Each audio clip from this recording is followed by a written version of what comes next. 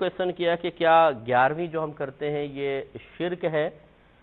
دیکھیں شرک یہ پتہ نہیں کہاں سے یہ 11ویں کو بھی شرک کے اندر کو شامل کر رہا ہے۔ مسئلہ یہ ہوتا ہے کہ شرک تو دو طرح کا ہوتا ہے، شرک فی الذات، شرک فی الصفات۔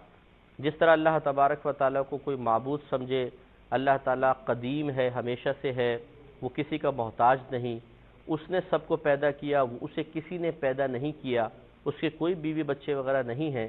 اگر اللہ تبارک و تعالیٰ کے لیے ان چیزوں کو ثابت کر دیا جائے، یعنی یا اس کے اللہ تعالیٰ کی ذات کے علاوہ کسی کے لیے وہ تمام چیزیں جو اللہ کی ذات کے خاص ہیں ثابت کر دی جائیں، تو پھر یہ شرک بنتا ہے، جس کو شرک فی الذات کہتے ہیں۔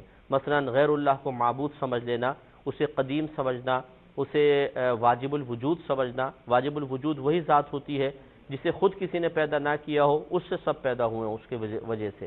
اس طرح اللہ کے لیے بیوی بچے ثابت کر دینا بھی شرک ہوتا ہے۔ 11ویں میں یہ تمام چیزیں کوئی نہیں ہے، لہذا شرک نہیں ہے۔ اس طرح شرک فی صفات یہ ہے کہ اللہ تعالیٰ کی ہر صفت 4 خوبیوں سے متصف ہے۔ اللہ تعالیٰ کی تمام صفات ذاتیہ ہیں۔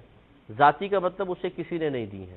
نمبر 2 وہ قدیم ہے، یعنی ہمیشہ سے اللہ کے ساتھ ہے۔ نمبر 3 وہ غیر فانی ہے، ان میں فنا کا کوئی تصور نہیں۔ نمبر 4 وہ لا محدود ہیں، ان کی کوئی حد نہیں ہے۔ تو اگر یہ 4 جس طرح کی صفتیں ہیں کسی مخلوق کے اندر یہ مان لینا، یہ شرک فی صفات بن جاتا ہے۔ مثلا کوئی یہ کہے کہ جی فلاں کا علم ذاتی ہے، یعنی مخلوق کا علم کسی انسان کے بارے میں کہہ دے ذاتی عطائی نہیں ہے، ذاتی ہے، کبھی فنا نہیں ہو سکتا ہے، اس پہ فنا ممکن بھی نہیں ہے، یہ چیزیں کفر و شرک میں آ جائیں تو آپ دیکھیں کہ 11ویں کے اندر شرک فی صفات کا بھی کوئی تصور نہیں ہے۔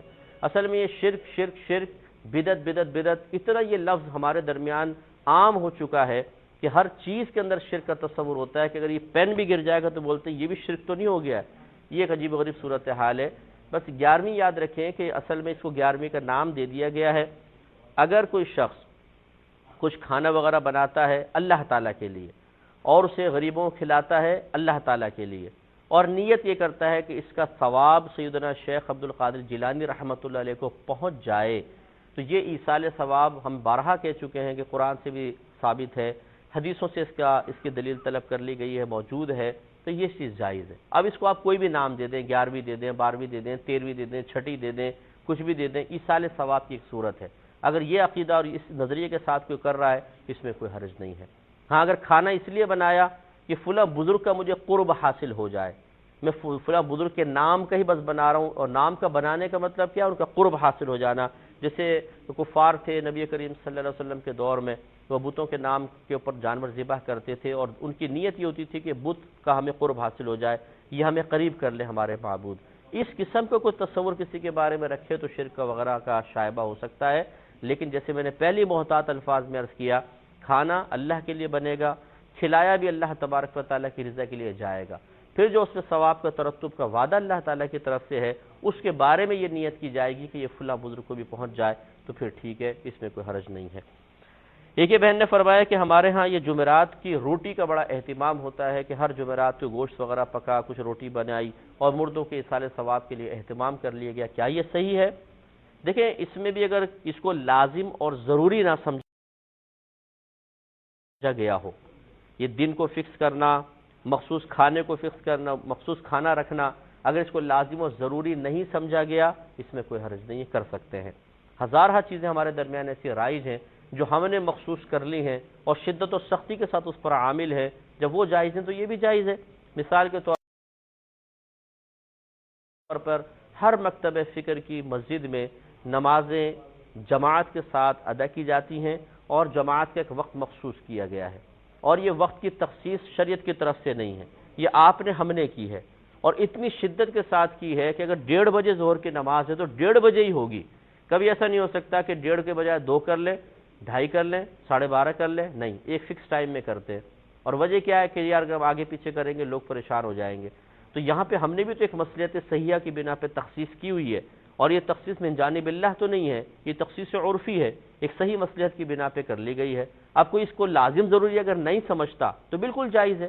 لازم ضروری سمجھنے کا مطلب کہ 1:30 بجے ہی ظہر کی نماز ہو سکتی ہے، اس کے علاوہ نہیں۔ اگر کوئی یہ کہتا ہے تو اس نے گویا کہ تخصیص عرفی کو تخصیص شرعی بنانے کی کوشش کی ہے، یہ گناہ گار ہوگا، لیکن ویسے نہیں۔ اس طرح جتنے دارالعلوم میں دیکھیں مخصوص تاریخ میں آغاز، مخصوص تاریخ کے اندر امتحان، مخصوص تاریخ میں تقریب تقسیم اسناد سرٹیفکیٹس وغیرہ دیے جاتے ہیں، تو یہ سب تخصیصات کیسے جائز ہو گئیں؟ شادی بیاہ کے لیے ہم تاریخ فکس کرتے ہیں، شریعت نے تو کوئی تاریخ فکس نہیں کی ہے، ہم اپنی سہولت آسانی کے لیے کرتے ہیں، یہ تخصیص کیسے جائز ہو گئی؟ تو اس لیے جب ہم یہ کسی کے اوپر شرک اور بدعت کا فتویٰ لگا رہے ہوتے ہیں، اس وقت تھوڑا سا ہمیں بھی تھوڑا اپنے بارے میں بھی غور کرنا چاہیے کہ کیا اسی طرح کے اعمال میں ہم بھی مبتلا ہیں کہ نہیں، اور وہ شرک کا جو فتویٰ ہم کسی کے اوپر لگا رہے ہیں اس کے زد میں خود تو نہیں آ رہے، یہ اچھی طرح سوچنا چاہیے۔ تو خلاصے کلام یہ ہے، اگر کسی نے جمعرات کا دن اس لیے مخصوص کیا کہ اس میں جیسے حدیث میں بھی یہ سرکار نے ارشاد فرمایا کہ جمعرات کے دن، یہ طبرانی کی روایت ہے کہ جمعرات کے دن مردوں کی ارواح گھروں پر آتی ہیں اور آ کے تقاضا کرتی ہیں کہ ہمارے لیے دعائیں وغیرہ کرو، روتی بھی ہیں، یہ بھی حدیث کے الفاظ ہے۔ تو اس وجہ سے لوگوں کے اندر جمعرات کے دن ایصال ثواب کرنے کا زیادہ اہتمام کا رواج ہوا اور وہ اہتمام کرتے ہیں۔ تو اس نظریے کے تحت اگر وہ کرتا ہے، اسے لازم ضروری نہیں سمجھتا، تو اس میں کوئی حرج نہیں ہے۔